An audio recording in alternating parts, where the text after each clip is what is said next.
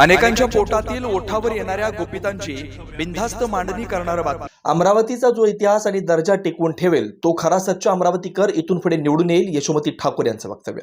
अमरावती लोकसभा मतदारसंघ हा काँग्रेसच्या वाट्याला जाण्याच्या मार्गावर आहे। त्यामध्ये बळवंत वानखेडे यांचं नाव प्रामुख्याने घेतलं जातं। लवकरच घोषणा झाली पाहिजे। आम्ही महाविकास आघाडी सोबत आहोत, आम्ही मोठ्या प्रमाणात मेहनत करीत आहोत आणि महाविकास आघाडी या ठिकाणी विजय होईल असा आम्हाला विश्वास आहे। अमरावतीमधून जे लोक निवडून गेले ते दर्जेदार आणि प्रभुत्व ठेवणारे आहेत। संविधानाच्या जडणघडणीमध्ये काम करणारे ते लोक आहेत। डॉक्टर पंजाबराव देशमुख, पहिल्या महिला राष्ट्रपती प्रतिभाताई पाटील, रामकृष्ण सूर्यभान गवई याच मतदारसंघातून निवडून आले होते। अमरावतीचा जो इतिहास आणि दर्जा जो टिकवून ठेवेल तो खरा सच्चा अमरावतीकर इथून पुढे निवडून जाईल। संविधान महाविकास आघाडीसाठी महत्त्वाचं आहे, हे केंद्रस्थान आहे। संविधान टिकलं पाहिजे आणि संविधानाचं इम्प्लिमेंटेशन झालं पाहिजे। अमरावतीमध्ये मोठ्या प्रमाणात नौटंकीबाजी झाली, कोणत्याच प्रकारचा विकास झाला नाही, इंडस्ट्रीज आले नाहीत, काम कोणतंच झालं नाही। आम्ही बजेटमध्ये आणलेलं काम जे तिथे आता खासदार आहे ते मिरवायला लागलेत, असं चालणार नाही। यावेळी महाविकास आघाडी 100% निवडून येणार। आम्हाला असं कळलंय काल संध्याकाळी की जवळपास अमरावती मतदारसंघ, लोकसभा मतदारसंघ हा काँग्रेसच्या वाट्यावर जाण्याच्या मार्गावर आहे आणि 2-3 लोकांनी तिकीट मागितल्या होत्या। त्याच्यामध्ये बळवंतराव वानखेडे यांचं नाव प्रामुख्याने घेतलं जात आहे। लवकरात लवकर घोषणा झाली पाहिजे, कारण ज्याला कोणाला हे सुटेल किंवा ज्याला कोणाला हे जाईल, महाविकास आघाडी सोबत आम्ही आहोत आणि आम्ही मोठ्या प्रमाणामध्ये मेहनत करतो आहे आणि सीट महाविकास आघाडीच्या वाटेवर आहे आणि महाविकास आघाडी इथे विजयी होईल असा आमचा विश्वास आहे। बघा, मला एक तुम्हाला प्रामुख्याने सांगायचं आहे की अमरावतीचा एक इतिहास राहिलेला आहे।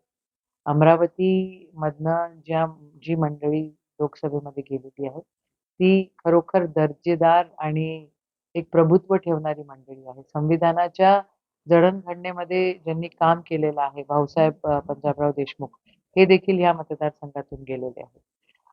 आदरणीय प्रतिभाताई पाटील आपल्या पहिल्या महिला राष्ट्रपती होत्या, त्या देखील या अमरावती मतदारसंघातून गेलेल्या आहेत।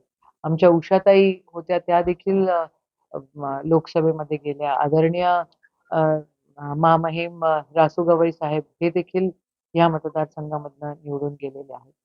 तर ह्या अमरावतीचा इतिहास आणि अमरावतीचा जो दर्जा आहे तो जो व्यक्ती टिकवून ठेवेल आणि खरा सच्चा अमरावतीकर जो असेल तो इथून पुढे निवडून जाईल। विषय खूप सारे आहेत। तुम्ही राष्ट्रीय स्तरावर बघितलं तर संविधान हे आमच्यासाठी आणि महाविकास आघाडीसाठी आणि इंडिया आघाडीसाठी हे महत्त्वाचं आहे, हे केंद्रस्थान आहे। संविधान टिकलं पाहिजे आणि संविधानाचे जे अधिकार आहे त्याचं इम्प्लिमेंटेशन आहे हे सातत्याने व्यवस्थित झालं पाहिजे, हा प्रमुख अट्टहास आहे। बाकी मग खूप सारे मुद्दे आहेत। तुम्ही शेतकऱ्यांचे विषय बघा, तुम्ही लोकल इंडस्ट्रीज इथे बिलकुल आलेले नाही।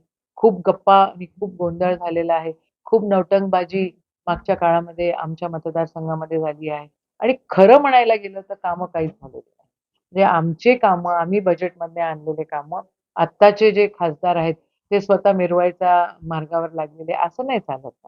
तुम्ही आहात सत्तेसोबत गेलात तर अमरावतीचा फायदा कुठेतरी व्हायला पाहिजे, हा एक मुद्दा नक्कीच लक्षात ठेवला पाहिजे।